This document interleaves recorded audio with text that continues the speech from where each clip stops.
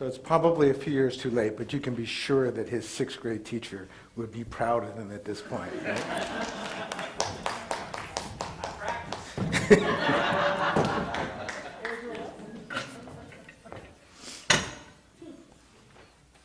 The other lesson is don't follow the guitar player, right? So, I don't want to steal his thunder, but our next teller, Rob Luck, comes from a very, very different part of the United States. And I've had the pleasure of working with him in a previous year in one of the Guild shows. And it's quite amazing when you work with him, he's just incredibly soft-spoken. And there's this wonderful, wonderful kind of teddy bearness. I don't want to embarrass you. Teddy bearness. And you think, oh, this guy's just had this really incredible, gentle life.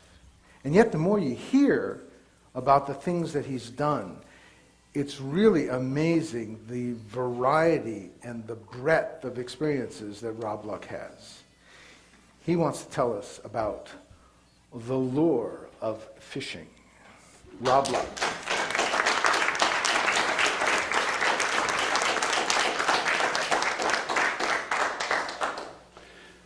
My biggest challenge is getting up these stairs without tripping. Because, hello Eric, I have big feet, and the reason I have big feet is I didn't wear shoes until about I was the age 12, because in Hawaii at the time you didn't have to wear shoes. The advantage is that it's very helpful when you go swimming, because I really don't need fins very much. The waters in Hawaii were very warm where I grew up. We dove in them, we snorkeled, we spearfished, we spent hours in the water. It's very different, the waters here in the lakes of the Northwest. And there's a lot of other things that are different.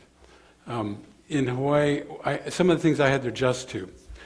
For example, when you go into someone's house, without exception, you have to take your shoes off. And it's optional sort of here. I still feel awkward. And somebody says, no, come in, you don't have to take your shoes off. It makes me feel uncomfortable. When you go to somebody's house for a potluck, or when you just go to visit them, you always take something with you. Food, drink, or something. If you violate these rules, you risk bringing shame to yourself. And in Hawaii, shame is a very powerful social regulator. And it's good sometimes, but sometimes people do stupid things, like me.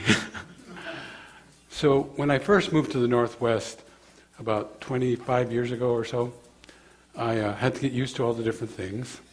And I didn't know how to fish in a river. I'd never fished in a river before. And a friend of mine, I was working for a nonprofit in Bend, Oregon. By the way, I think it was the worst winter they had in 25 years. I didn't know how to shovel snow. I had no idea.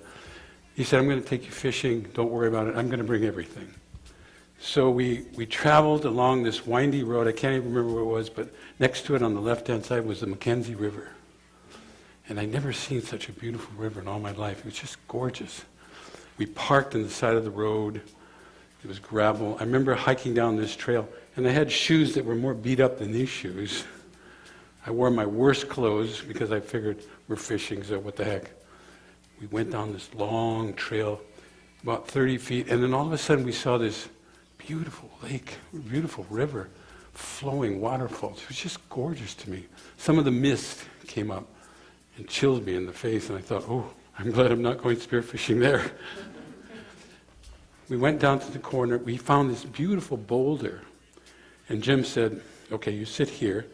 I've got 2 rods. I've got the reels. I'm going to teach you how to fish. But first, I want you to feel the water. Stick your hand in the water. I stuck my hand in the water. It sent a chill up my spine. I said, oh, thank goodness I'm not going to go there. He said, here's how you do it.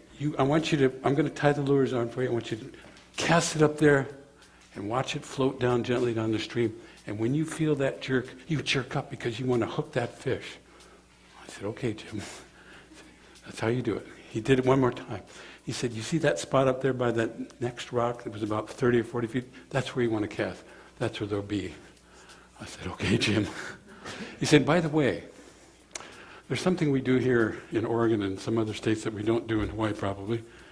He said, if you catch a fish that doesn't have a clipped fin on it, it's a wild fin. You have to let it go. And I looked at him and I said, I thought to myself, what? He said, it's called catch and release. I said, and I'm thinking to myself, I didn't want to be rude. I didn't want to shame him. I said, catch and release? Are you kidding? Back home in Hawaii, we catch fish to eat. We catch fish for our family. But I said, okay, be cool, Rob. Do it. So I stood on the rock, and Jim went down the stream about 100 yards or so. He said, I'm going to go down the stream. I'm going to watch you. If you get in trouble, you let me know. I could see where I was standing that there was a huge tree trunk going all the way across the stream that was full of moss. It was moss covered. Water was cascading over it every once in a while. Log was there. I was here. My first cast was beautiful. I cast it out about 30 or 40 feet, plopped down, and I watched it dance along the rocks on the floor of the river. And I felt it jerk, and I jerked it up, and a branch went flying by. Broke off the string. I thought, oh my God. I looked to see where Rick was. Where Jim was, and I said, oh my goodness, I hope he didn't see me. I quickly tied one of the extra lures he gave me back on. Okay, this time I'm going to throw it to the left. I did it again, and it threw it, plopped down. I watched it dance down. This time I waited till it was right about here, and all of a sudden I felt it bob again. I said, oh, thank goodness, I finally got a fish. And I pulled and I pulled and I pulled, and a stone went flying by my face, and the rock blew off. And I thought, oh no, I have one lure left. And Jim was kind of looking at me, and I looked down, and he was holding up a big fish, like, you see what I got? And then he put it back in the water and he let it go. I thought, well, it must be one of those catch and release things. So I tied the hook on. I threw it up the stream again, and it floated down. I said, I'm going to wait till it passes me this time. Floated down, and it went under that log that was over there, that big slippery log. And I felt it bob again. And I jerked it, and I said, oh no. This time, I reeled, and the line got taut. Nothing. I thought, well, I'm not going to let Jim know that I wasted 3 of his lures. I'm going to go get that lure. So I walked over to the log in my gruddy old shoes, and I started tiptoeing ever so slightly onto the log. I got about halfway. I think, thank goodness. And I reached down to pick up the line. I said, I'm going to get it. And I fell. I fell on this side of the log, under the log, trapped into the log for a minute. I could feel my whole body chill with that cold water of the river. I couldn't escape. I thought to myself, what am I going to do? I'm holding the reel like this. It's holding me back. If I let go of the reel, I'll be freed. If I don't, I'll drown. I let go of the reel. Came up underneath, slogged my way out of the water, dripping wet, shivering. I sat on the side of the river. Jim was already 5 feet from me. And he said, what happened? I explained to him, and he started laughing. He said, you damn fool. He said, you sit right here for a minute.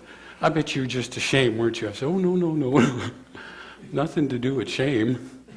Nothing to do with that great social regulator that I brought with me from Hawaii. He said, you sit here, I'll be right back. He went to his car, he got a blanket. I'm sitting there shivering. He wrapped the blanket around me. He said, you know, the way you explain it to me, looks like you were worried that you were going to lose that 3 lures. And I said, yep, I was. He reaches down to his pocket. He pulls out a lure. He says, you see this lure? It's like the one you lost, that 3rd one. I got it at Bi-Mart discount store for $2.98. Is your life worth $2.98? So now, every time I think about doing something stupid, something that I'm worried about, and I try to bypass that fear of shame, I think about that lure, and I think about my first fishing trip on the Mackenzie River. Thank you.